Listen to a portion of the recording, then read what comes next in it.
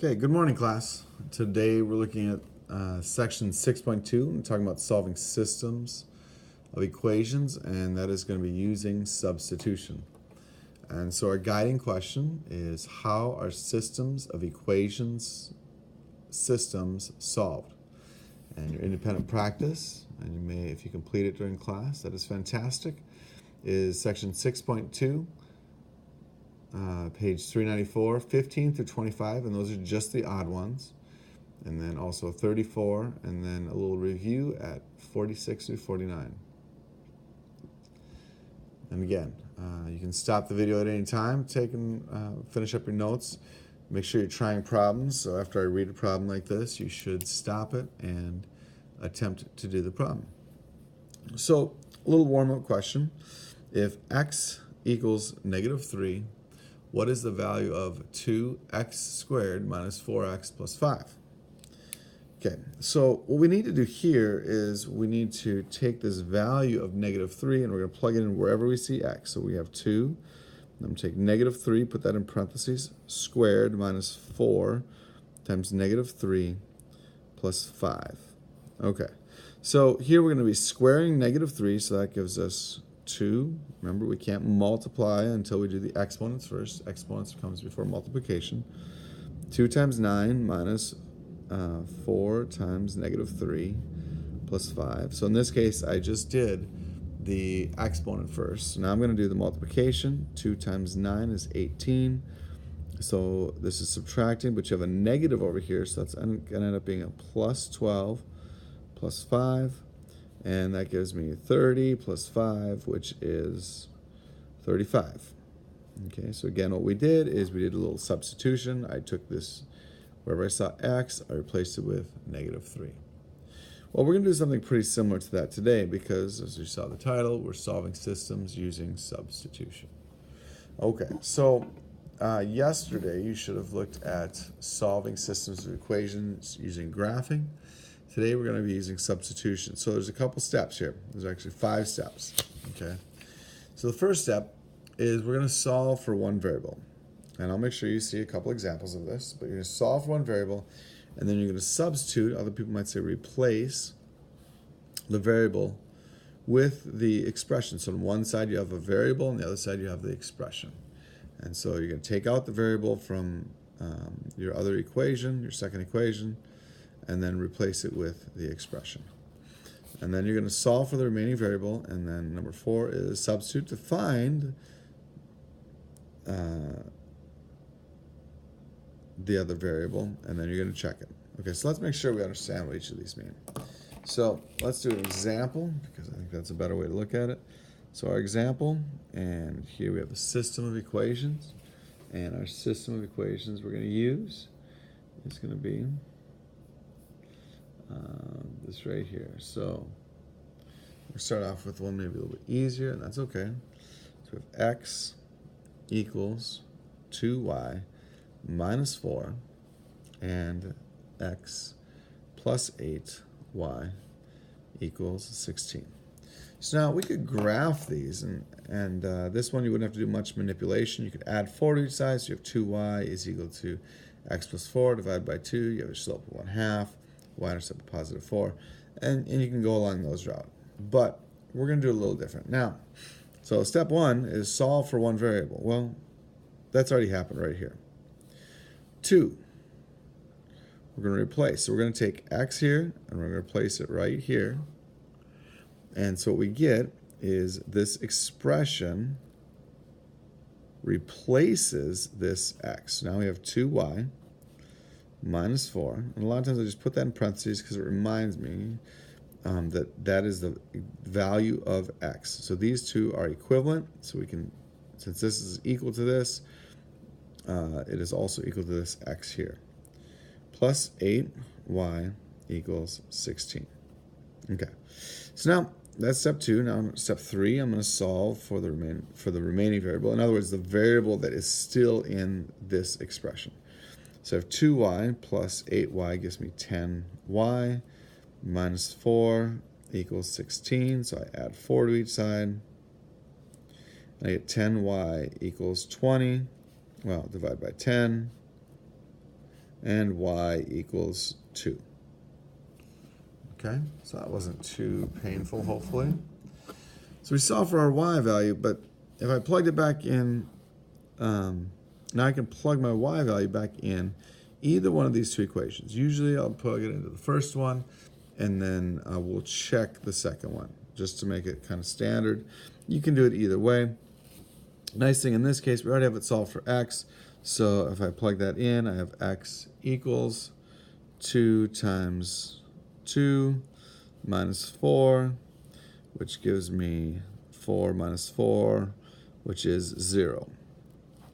So that means my solution is xy equals 0 for x, because that's what I got over here, 2 for y. So that was substitute to find the other variable, so that is step 4. So step 5, I need to check it. Well, since I plugged it into this first equation, I need to check it in the second equation. So I don't really need to check this first equation because, well, 0 is equal to 4 minus 4. Well, that's right here, so we don't have to check that. So step 5 is to check it into the other equation. And the reason we check in the other equation is because there's an infinite number of solutions here. If you made a little mistake, you still might have happened to make it okay in the first one. And so we want to check in the second one. So x is 0 plus 8 times 2, which is 16. In this case, there's not a whole lot to check, and so we just check it off. Okay.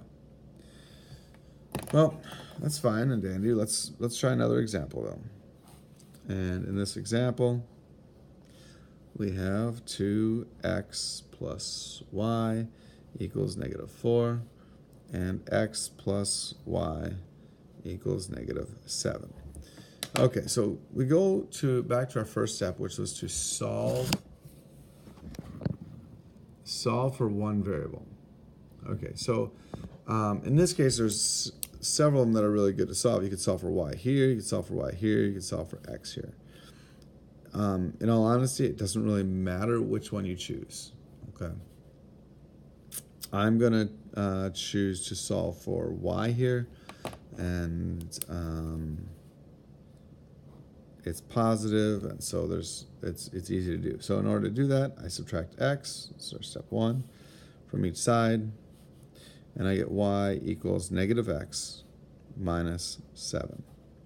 So I need to be a little bit careful, but in this case, it's going to be pretty easy to substitute this y in here because the coefficient is 1. So we may have to try one that's a little more challenging after this. Okay, so number 2, or step 2 we have is replace the variable.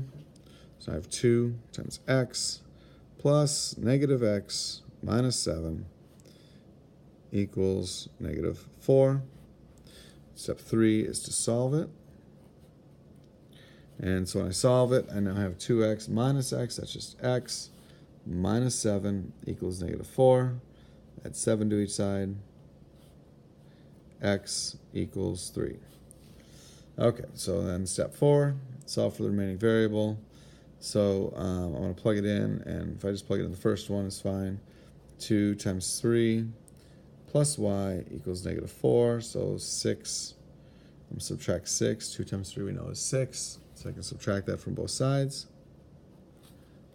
And I get y equals negative 10. Okay, so now that was step 4. I should put these steps in black just to make it easier to see.